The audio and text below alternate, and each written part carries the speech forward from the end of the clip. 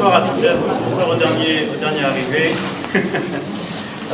Madame la députée, monsieur le sénateur, cher Antoine, madame la conseillère régionale, chère Carole, monsieur le conseiller départemental, cher Fred, mesdames, messieurs les élus, maires, amis de la communauté d'agglomération, chers Vaubynois, chers amis, merci d'être venus jusqu'à nous pour partager ce moment de convivialité. Vous savez, cette traditionnelle cérémonie des vœux est l'occasion pour un maire de dire tout le bien qu'il pense de son action et des projets réalisés ou à venir, et donc vous n'allez pas non plus y échapper cette année. Je commencerai, si vous le permettez, par excuser l'absence de monsieur le sous-préfet, qui a bien le droit à prendre quelques jours de repos et qui ne sera pas là parmi nous ce soir, et qui vous prie de bien vouloir l'en excuser. Je voulais également commencer mon propos par une bonne nouvelle, de celle qui arrive en chaque fin d'année dans chaque mairie, qui est le chiffre du recensement. C'est une question à laquelle j'accorde une grande importance. Vous savez que Vauboin, depuis le début des années 90, perd chaque année progressivement de plus en plus d'habitants. Nous étions 950 au début des années 90 et nous sommes tombés à 770 en 2013, donc on avait perdu quand même 200 habitants en l'espace de 20 ans. Mais depuis 2 ans, timidement mais quand même, on n'inverse pas la courbe du chômage, mais on inverse en tout cas la courbe de la population, puisqu'elle repart, et donc j'en suis très heureux. Évidemment, c'est un mouvement qu'il nous faut accompagner par de la création de logements. C'est bénéfique pour l'école, c'est bénéfique pour la commune, mais si c'est un mouvement qu'il nous faut accompagner, c'est aussi un mouvement qu'il nous faut tempérer, parce que vous savez combien j'attache de l'importance à maintenir la qualité de vie que l'on connaît à Vauboin.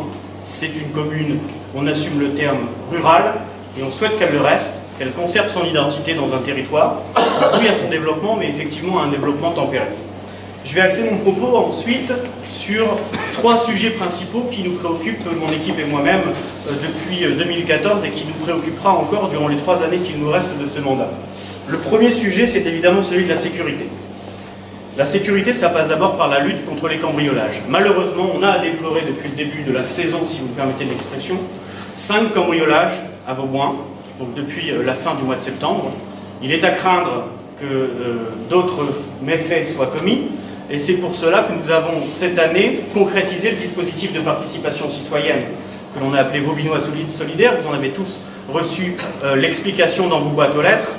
Des panneaux ont été installés à l'entrée de chaque commune. C'est véritablement un partenariat gagnant-gagnant avec la gendarmerie qui fonctionne partout là où il est correctement et efficacement mis en place. Il y a déjà parmi vous une dizaine d'habitants qui se sont portés volontaires pour être référents de cette opération.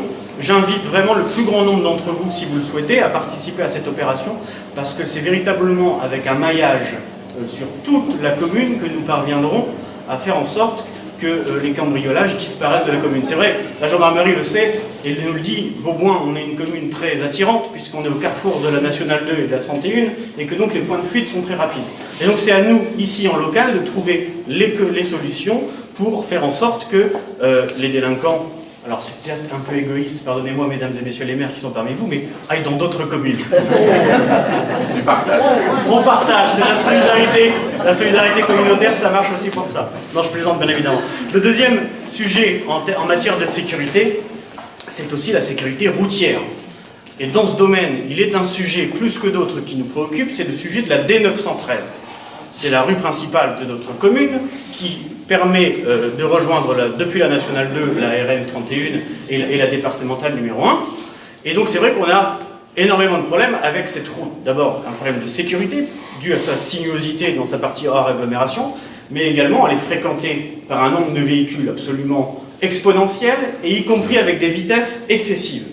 Donc avec mon ami Fred Vanier, pas plus tard que cette semaine, on s'est entretenu avec le responsable de la voirie départementale, qui nous a confirmé déjà qu'il y allait avoir des travaux de sécurisation dans la partie hors agglomération de la D913. Quand moi j'entends que le département va faire des travaux, et je pense que plusieurs d'entre vous ont été alertés par les petits poteaux qui matérialisaient l'emprise foncière de la D913, je me suis dit, pourvu qu'ils ne transforment pas la D913 en A913. Et effectivement, c'était le risque, parce que le département allait s'engager, et on le remercie, de porter une bienveillante attention à la sécurité des Bobinois, mais dans une opération de réfection totale du tapis de roulement de cette route, ce qui fait qu'on aurait eu non seulement des voitures toujours plus nombreuses, et des voitures qui en plus retrouvaient un confort de circulation, et donc qui auraient pu rouler à des vitesses excessives. Donc j'ai mis, et le représentant du département l'a très bien compris, le holà sur cette question, et je lui ai notamment demandé de faire des travaux de sécurisation, oui, mais des travaux de sécurisation à minima, parce qu'effectivement on n'est pas à l'abri non plus à ce que cette route à un moment donné parte dans le fossé parce qu'elle est vraiment en très mauvais état. Vous savez, ici en local on l'appelle la route neuve, mais elle n'a plus de neuf que le nom, puisqu'elle a été faite il y a 40-50 ans et qu'aujourd'hui elle est dans un état déplorable. Donc il y aura cette année des réparations, des travaux de sécurisation de cette D913, mais en aucun cas, ça le département l'a bien compris et Fred également, et je l'en remercie, une réfection totale du tapis qui aurait pu être dangereux et engager tout le monde à rouler plus vite. Et puis, on aura également à travailler avec les départements, puisqu'il était prêt à mettre des crédits sur cette D913. Moi je lui ai dit, mais merci monsieur le département, mais merci de reporter ces crédits sur la partie basse, celle qui relie la route qui a été créée pour la zone commerciale jusqu'au rond-point de Jardiland, où là on a effectivement un problème, on a des accotements qui ne sont pas stabilisés, quand on se croise à deux voitures c'est extrêmement dangereux, il n'y a pas de piste cyclable, donc voilà. Donc on est en train de travailler avec Fred et avec la voirie départementale à ce que les crédits qui auraient pu être mobilisés sur la partie haute le soient sur la partie basse. C'est un sujet qui va nous préoccuper sur l'année 2017, c'est un sujet sur lequel je suis extrêmement vigilant. Le deuxième axe de travail qui nous préoccupe, c'est évidemment celui de l'école. Vous le savez, on a eu quelques difficultés avec l'école. Nous avons perdu, durant l'année 2014-2015, oui c'est ça, dans 2015-2016, pardon, la 4e classe, faute d'effectifs. Nous avons, grâce à nos efforts, grâce à un partenariat efficace, et je salue mon ami Philippe Duroisel, le maire de Chaudun qui est présent ce soir, réussi à faire en sorte d'accueillir dans de bonnes conditions, même s'il y a quelques problèmes techniques encore du point de vue du transport scolaire à régler, les enfants de Chaudun et à sauver cette 4e classe. Je veux véritablement dire que s'il est un domaine dans lequel, à mon sens, il faut sortir d'une logique purement comptable, c'est bien celui de l'éducation.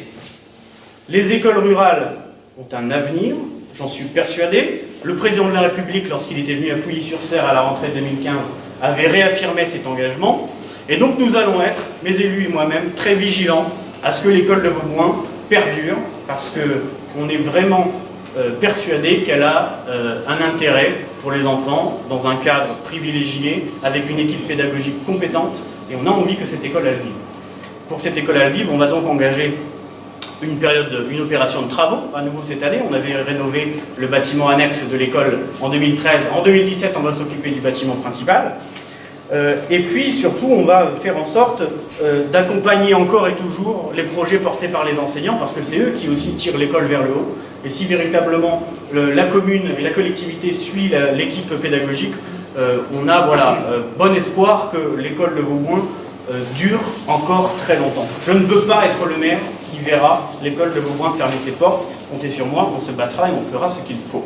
Le troisième sujet, c'est évidemment celui de la modernisation et des travaux. On a, les habitants du Clos des Moines, vous en êtes aperçus, rénover l'éclairage public cette année. C'est vrai que c'était une attente de votre part, puisque le système d'éclairage public n'était plus du tout adapté. Il datait de la construction du lotissement il y a 40-50 ans, donc on s'est engagé sur en deux phases d'organiser la rénovation de cet éclairage public. On a fait des travaux dans cette salle polyvalente, même s'il en restera beaucoup à faire, vous allez vous en rendre compte tout à l'heure lorsque nous allons retourner à nos discussions, et ça va créer un brouhaha parce que cette salle n'est absolument pas insonorisée. Il nous faudra à un moment donné passer là aussi aux travaux. On a le plaisir d'accueillir la fibre optique dès cette année 2017. Vous savez que ce sont des travaux qui sont réalisés par l'UCEDA et en partenariat avec la communauté d'agglomération. On peut espérer les premiers raccordements à l'automne 2017. Voilà, c'est une vaste opération, et là aussi ce sera un facteur supplémentaire d'attractivité pour notre commune, parce que vous le savez, lorsqu'un jeune couple fait la démarche auprès d'agences immobilières, il pose 3 questions. Le niveau d'impôt, j'ai la faiblesse de croire que nous sommes parmi les communes ayant les plus faibles taux d'impôt de la région. Une école, je vous en ai parlé à l'instant, on va se battre, et surtout, troisième, le niveau du débit Internet. Donc voilà, on aura véritablement une commune ancrée dans le XXIe siècle pour accueillir de nouveaux couples, de jeunes couples, et faire en sorte que cette école à nouveau vive. Voilà quelques sujets. Il y en a bien d'autres, vous vous en doutez. J'ai souhaité axer mon propos sur ces trois-là. Je voulais vous assurer de toute la ténacité et la passion qui nous anime, mon équipe et moi. De la ténacité, il en faut quand on est élu d'une petite commune qui a de moins en moins de moyens et en face de plus en plus de responsabilités et de difficultés. La passion, elle est naturelle quand on s'occupe de Vauboin. Voilà, avec mon équipe, on essaie, avec pragmatisme et bon sens, d'être à votre service. Et puis, vous le savez, 2017 sera aussi une année importante pour la France et pour notre territoire, puisqu'on aura des échéances majeures. Et sur ces échéances, je veux dire quelques mots. D'abord, formuler deux vœux, le fait que nous tous, nous saisissions de cette occasion pour exprimer un choix pour notre territoire et pour notre pays. Formuler également le vœu que la campagne qui précédera ces élections présidentielles et législatives se fasse projet contre projet, idée contre idée, sans invective, sans catalogue de propositions. On attend de la part de nos candidats, à la fois aux présidentielles et aux législatives, des propositions concrètes qui nous parlent de la vie quotidienne, de ce qui nous intéresse. Vous connaissez mon sens de l'engagement. À ma place, je prendrai mes responsabilités en soutenant un candidat, à la fois à l'élection présidentielle et à la fois à l'élection législative. Je ne fais pas mystère du fait que j'aurais aimé participer de manière plus directe à l'une de ces élections. Je vous rassure, c'est la législative, pas la présidentielle. J'allais y venir, justement. Voilà, j'aurais aimé moi-même porter une candidature, défendre un projet lors de ces élections législatives. Ça n'a pas été possible, c'est ainsi, en tout cas pour cette fois. J'en terminerai en vous adressant mes vœux. D'abord, des vœux de bonheur, de moments privilégiés en famille, entre amis. Ils sont importants dans le monde et dans le contexte que l'on vit. Des vœux de santé. Ils s'adressent à vous tous, mais ils s'adressent, si vous me permettez, une pensée amicale à quelqu'un qui n'a pas pu être là ce soir et qui s'en excuse et qui mène un combat courageux. Et je souhaite de tout cœur, et j'en suis persuadé, elle le gagnera. Et enfin, des vœux de réussite. Alors c'est vrai que ce mot de réussite, il est très utilisé en cette période de vœux, et parfois peut-être il peut être considéré comme un mot galvaudé, mais je ne le pense pas du tout, parce que je pense véritablement qu'il incarne ce qui fait la bataille que l'on doit mener, c'est-à-dire la bataille du moral. C'est un sport national, c'est très français, cette tentation du déclinisme, du fatalisme, alors qu'on a véritablement les chances de s'en sortir. Et je pense que nous, élus, associations, mais également habitants et simples citoyens, on a cette possibilité d'inverser le rapport et que chacun se dise, demain, la réussite, elle peut aussi être pour moi, elle peut aussi être pour mes enfants. Merci d'être venu jusqu'à nous à nouveau. Je salue l'arrivée de monsieur le maire de Soissons qui a dû se tromper dans son agenda peut-être. En tout cas, merci d'être venu jusqu'à moi. C'est toi qui me gères. Ah, le rendez-vous était à 18h, c'est pas grave. En tout cas, bonne année à vous et à commencer par une belle soirée.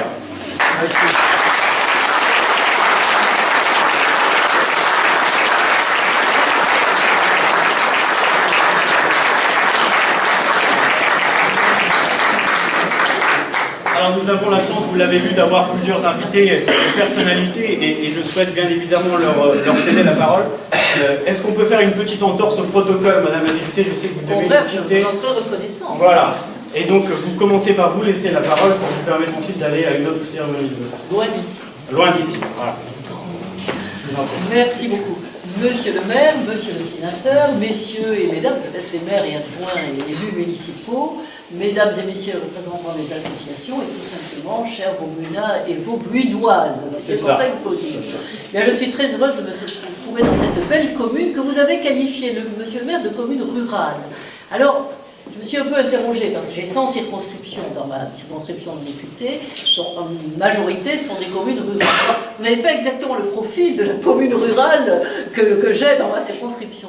Vous avez la chance d'être très proche de Soissons, vous êtes inclus dans une communauté d'agglomération qui a son dynamisme, et vous avez, il faut bien dire, une qualité de vie, une beauté du patrimoine qui qui est quand même exceptionnelle. Et donc, je suis sûre que vos habitants l'apprécient pleinement comme vous le faites vous-même.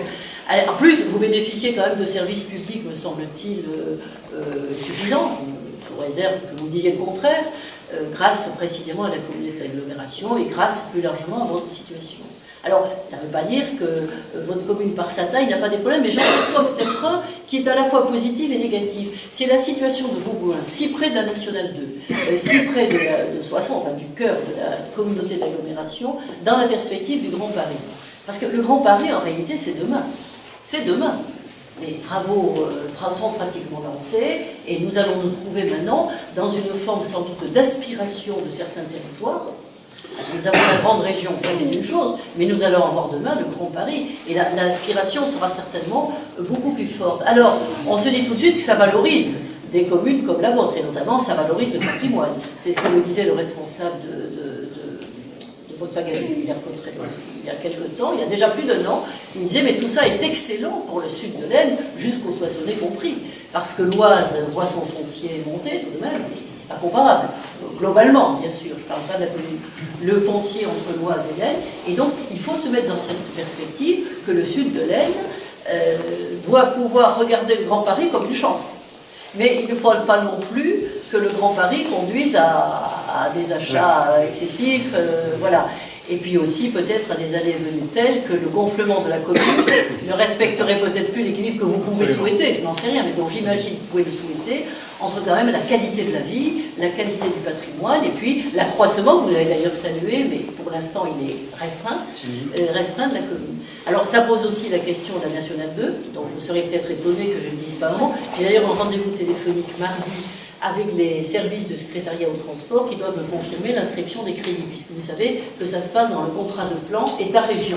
Et ce contrat qui se déroule de 2017 à 2020, enfin 16 et 20, aujourd'hui 17, est reconfirmé tous les ans. Alors j'ai obtenu que la Nationale 2 soit définitivement confirmée comme ultra prioritaire, c'est-à-dire en haut de la liste de ce qu'on appelle les équipements du quotidien, qu'elle soit en haut de la liste dans le contrat de plan État-région.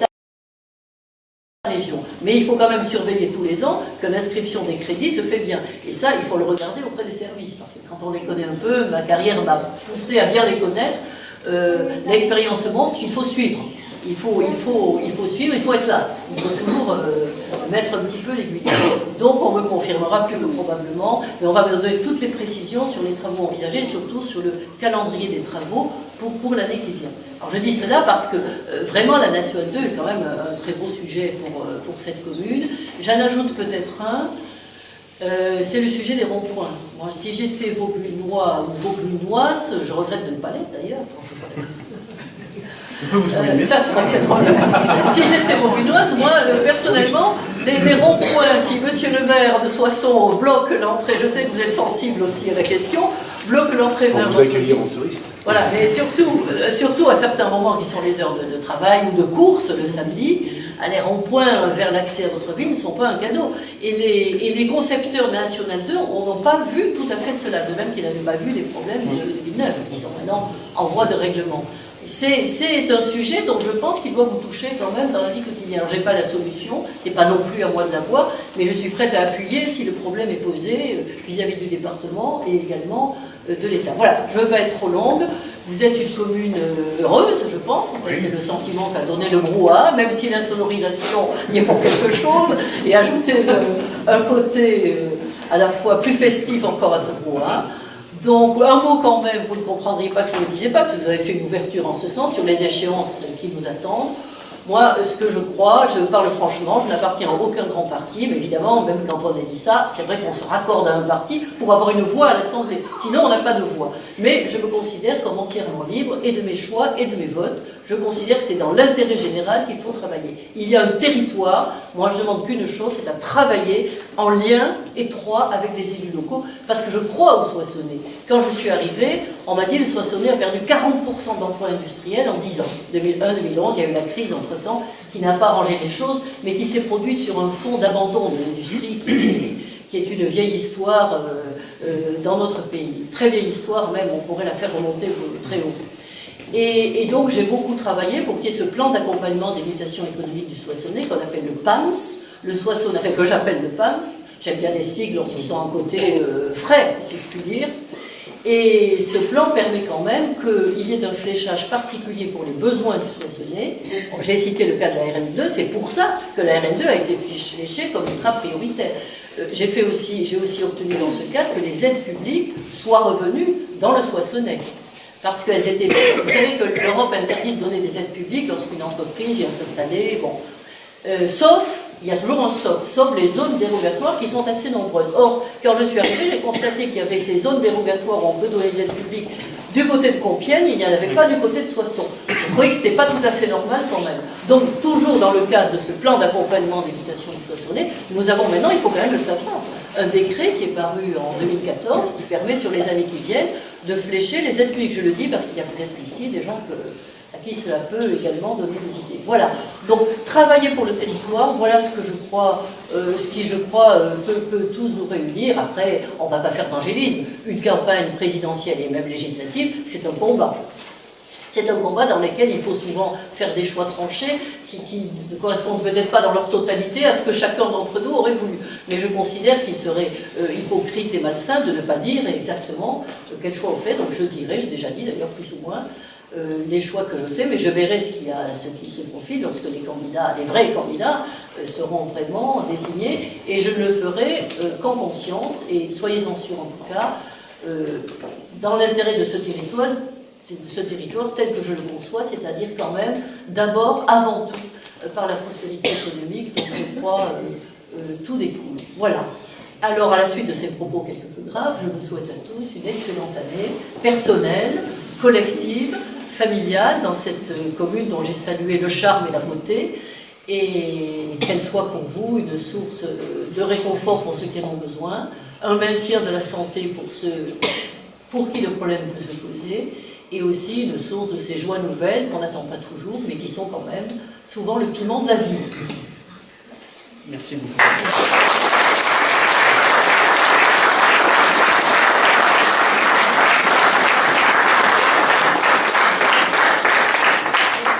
Est-ce que vous voulez qu'on reprenne le cours normal du protocole?